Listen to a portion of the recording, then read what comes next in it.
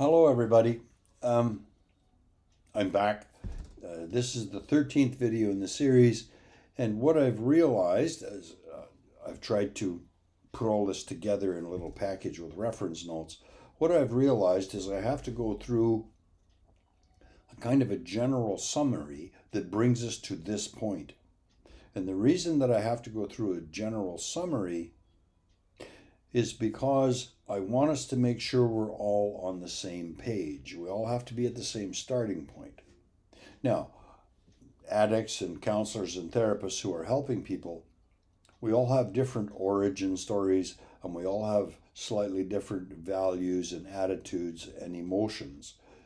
But in order to begin the recovery or the treatment of addiction so that the addict themselves can transition themselves from an addicted lifestyle and a self-destructed, addicted mindset into some kind of a spiritual mindset, we have to start at the same place. And what I want to do is, of course, remind you of the definition of addiction, which is a pathological relationship with a mood-altering experience that has life-damaging consequences. I know you're bored of hearing that, but it's important that you listen to it, you pay attention to it, you have to know it, because this is the starting point.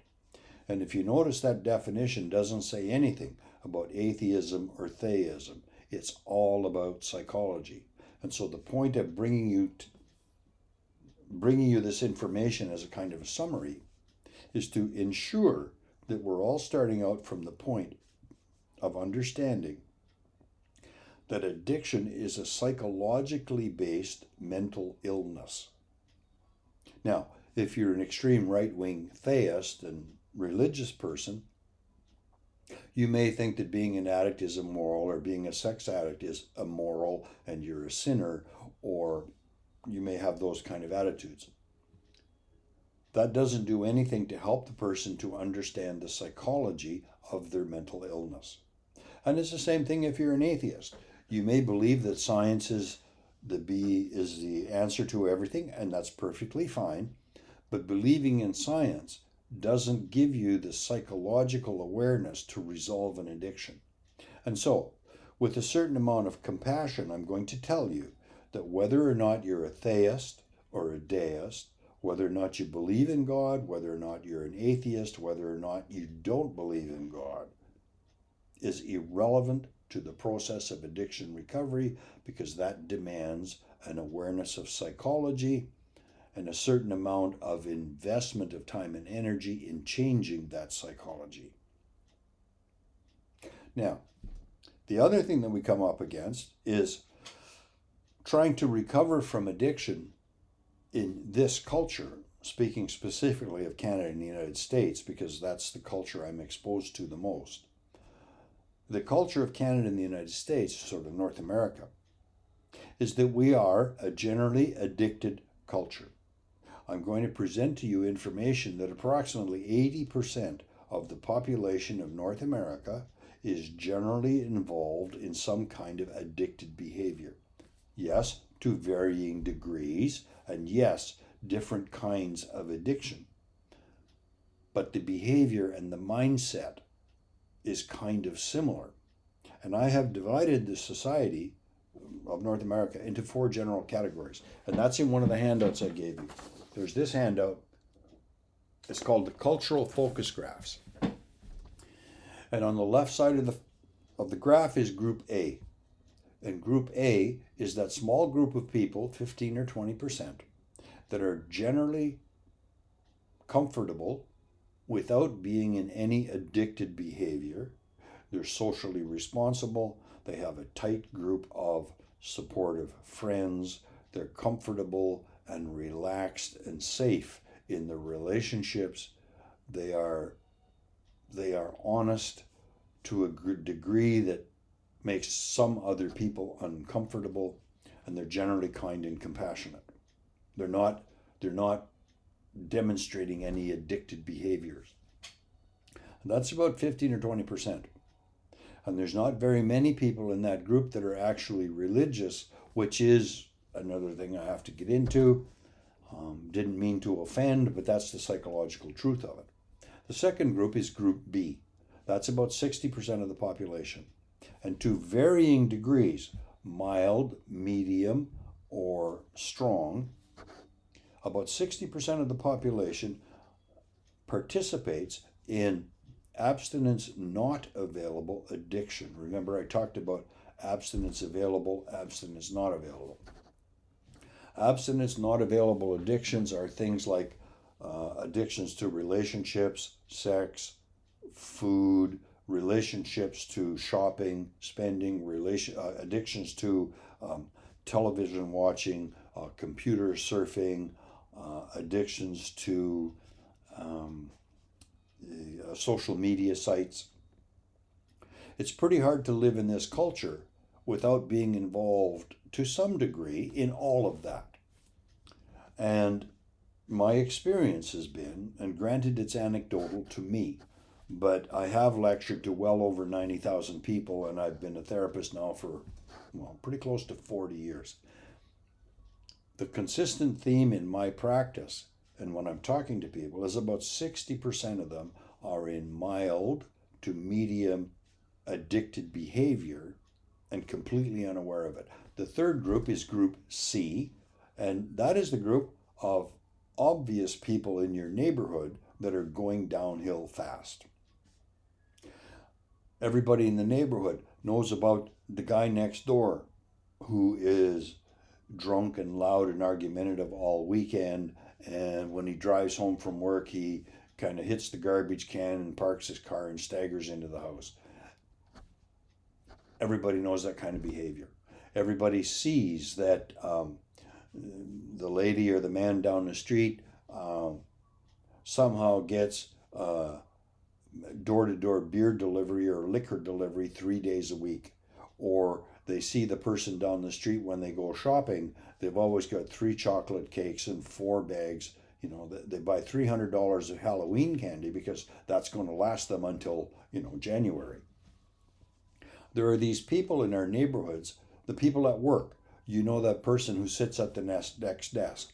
You know that they're married, but they hit the singles bar every Friday after work. Or you know that person down the row at that other desk, you know that they go sit in the bar for 4 hours every day after work. There are all of this group of people that we know are obviously addicted, but they're still sort of successful with difficulty. They pay their rent, they pay their mortgage, they have their car in the garage, but they're always broken. They're in credit card debt, or they go sit in the casino right away. Friday after work, they go to the casino. They sit there all day Saturday, all day Sunday, and they show up bleary-eyed and tired from sitting in a casino for the previous 3 days, and they're always 20 minutes late on Monday morning. That's group C. And then group D are the people that we see in the news reports and in the media presentations. These are the 1 or 2 or 3% of the population that are living on the street. They're street junkies, they're street alcoholics. They're hiding behind garbage bins. They're shoplifting. They're breaking into cars to steal things that are of no real value. These are the street people that are the chronically self-destructive people who are on welfare. They're probably living in temporary housing. The problem in our culture is the people in group B, the people who are addicted to abstinence not available addictions, whether mild or medium addiction. They will refuse to be called addicted, because in this culture, if you're an addict, that's a bad thing. It's horrific to be called an addict. And they're going to say, well, I have a job and I have a car and I have married and I have 2 kids. And just because I eat 3 chocolate cakes and sit in front of the TV for 6 hours every night, they're going to deny they're an addict, because being an addict is a shameful thing. And that 60% of the population wants the focus on group D addicts or group C and D addicts. It's like real addicts are those people across the street. They're the troublemakers. And so, one of the problems that we have in this society in general is that the large majority of the people, probably 60% of them, are showing addicted behavior when you understand the symptoms. They're demonstrating addicted behavior. They refuse to admit that they're addicted because they don't understand what abstinence not available addictions are. And they want all of the news attention on group D, the street junkies and the street alcoholics, the welfare people and the people in jail, like they're the real addicts. You know what I mean? It's not me. That's a serious problem we have in this culture because it's the externalization of responsibility, it's blame. And that's the fifth social symptom of addiction. The fifth social symptom of addiction is irresponsibility, blame, and defiance. So that brings us to a thing that I would like you to consider doing. I would like you to consider the fact or the idea that when you're trying to resolve an addiction, you're trying to get out of an addicted, self-destructive mindset to go into a spiritually healthy mindset, which is a psychology, by the way. Being spiritually healthy is actually a psychological mindset, and it's got nothing to do with religion. So, when you look at the purpose of being treated for addiction is in a kind of a philosophical way, in a spiritual way, it's not to become in recovery, or it's not to become recovered, because you're in a perpetual state of transition. In order to be spiritual, you have to make a daily or an hour by hour, sometimes a minute by minute effort, constantly every day, to maintain a kind of a fit spiritual condition. It's a transition. It's not a destination. And that's why the quote from Maya Angelou is so important to me, which I've talked about before. And there's a handout. Without courage, we cannot practice any other virtue with consistency. And because being spiritual is a daily meditative effort, it takes a lot of courage to persist in it. And here's why it takes courage. This is tricky. Of course, it's all tricky. So if you take a look at that, the cultural focus graph of addiction, okay? If you look at the group C and D at the far right end of the scale, that's where 95% of our treatment focus is focused. Treatment focus is focused. Okay, so 95% of our effort at treating addicts is contained within group C and D. And our goal in most treatment centers is to get them out of group C and D back into group B. We want to get them out of irresponsible drunkenness. We want to get them out of impaired driving charges. We want to get them off the street, get them cleaned up, get them emotionally healthy to some degree, have them get a job, and get back into sort of mainstream society and contribute. Mainstream society is group B. And group B is primarily composed of people who have abstinence not available addiction. Now, granted, it's mild, and it might be mild or serious, but nonetheless, our society in consumerism and affluence and the way we look at vacations and cosmetic surgery and buying shiny things and at 75 or 80 years old pursuing the illusion of being 35 or buying yet another pair of $500 shoes or having to buy a new car every 18 months. All of that, if you look at it carefully, is evidence of addiction. Now, in the transition from group C and D to get into group B, what you're really asking addicts to do in group C and D is to just change their addiction, We want you to get out of the blatantly destructive addiction of street drugs and brown bag alcoholism, brown paper bag alcoholism, and sleeping behind garbage bins. We want to get you out of that and get you recovered to the degree that you go back into group B and you can get a job and you can, pay your rent and you might be able to get a credit card someday. But within group B, they're asking you to live in an entire segment of the population that live with abstinence not available addiction. And that's like trying to rescue a group C and D addict. That's like trying to rescue them out of a fire and telling them to go live in a burning building. That's one of the reasons that the relapse rate is so high, because addicts aren't really taught how to be spiritual, which would put you into group A. They are simply taught how to modify their addictions to an acceptable level and end up in group B. Now, I realize this is philosophical and very theoretical. And see, some people are going to accuse me of, living with my head in the clouds.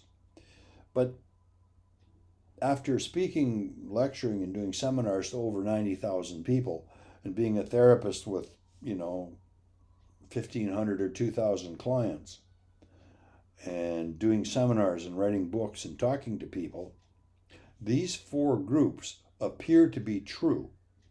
And if we're going to make recovery possible and available, we need to give people the information about society and where we live and how we live in it.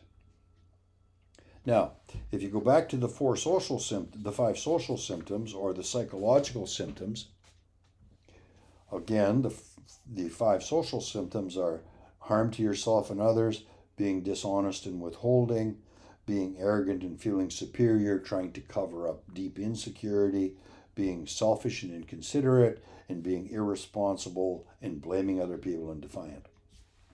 Now, Dr. Tiebout, who was the American psychiatrist that was very supportive of Alcoholics Anonymous in the 40s, he worked with a lot of alcoholics, and he decided to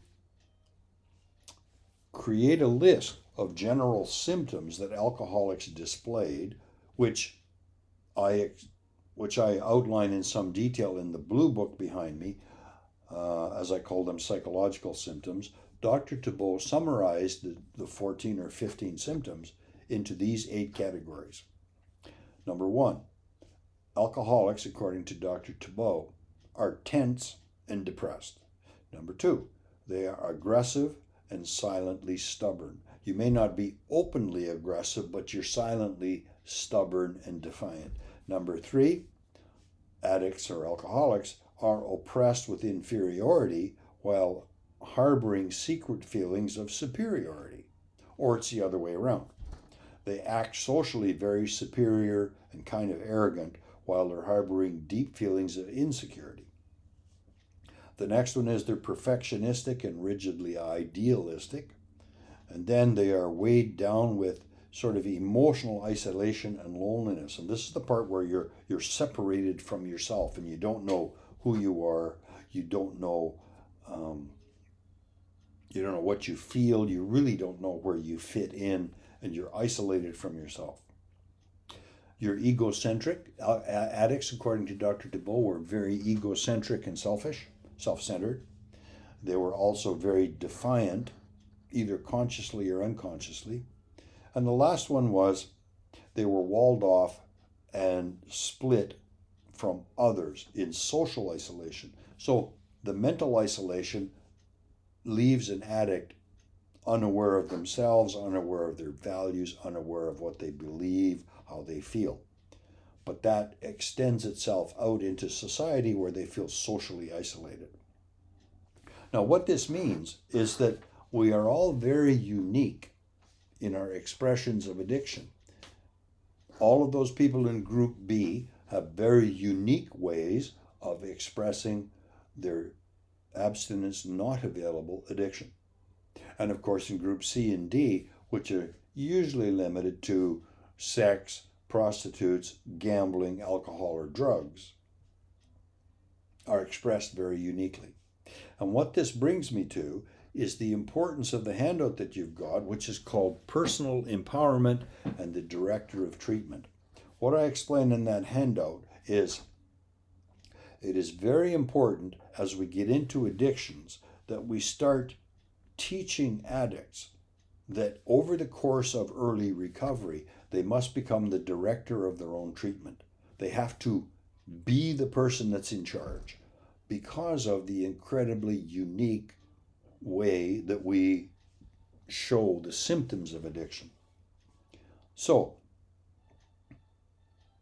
we have come together now with a basic understanding of how complicated this is, a basic understanding that this is not a group experience. There is no common denominator here. The only thing that addicts have in common, really, is that each addict must be guided and supported and shown how to establish some kind of abstinence. Now, if it's alcohol or drugs, it's complete abstinence. If it's food or shopping or spending or sex or TV or something, you have to find what they call bottom line behavior, which is an acceptable level of addiction that allows you to function in society without damaging yourself or others. That's called bottom line behavior.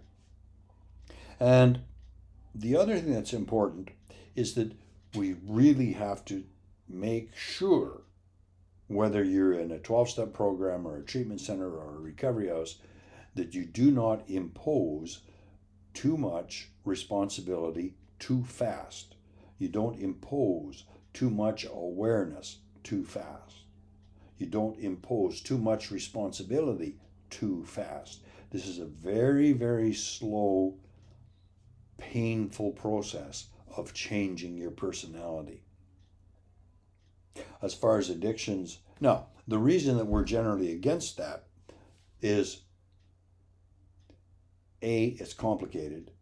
B, it demands a lot more of our society than we're willing to give addicts and alcoholics. And it's expensive.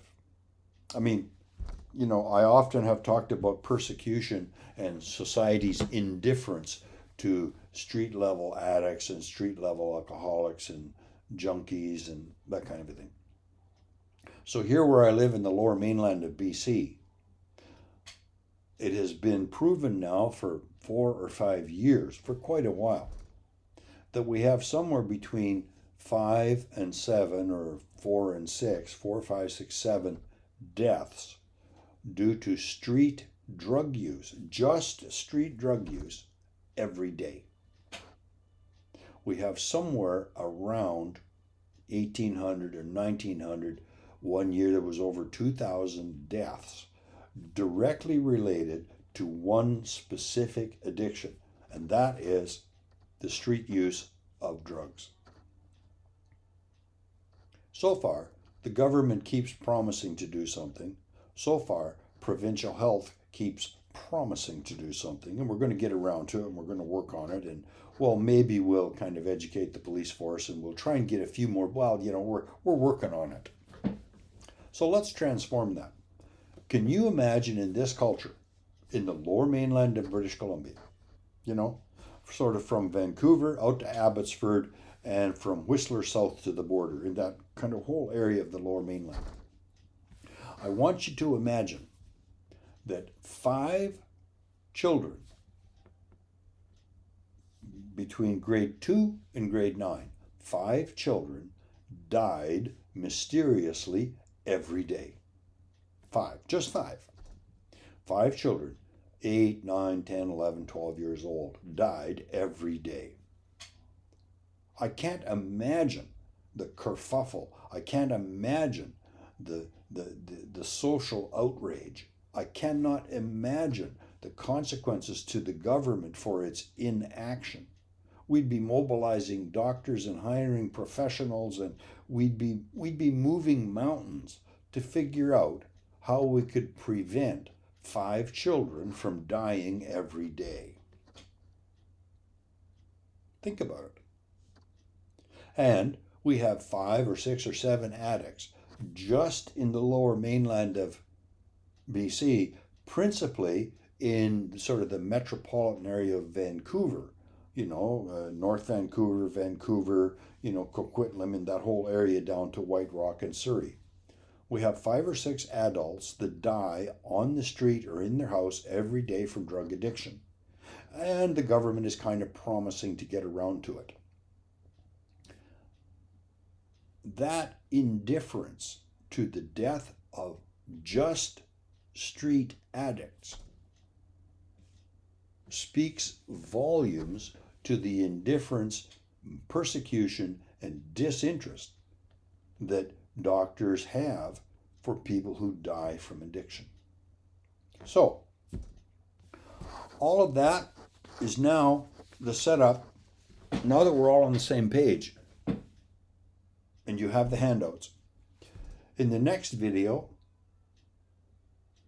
I will be specifically going into step 1, what spiritual principles are addressed in the doing of step 1, and I will spend a little bit of time talking about the difference between spiritual principles and beliefs and rules and homework assignments so that you can get some clarity on what you're about to undertake.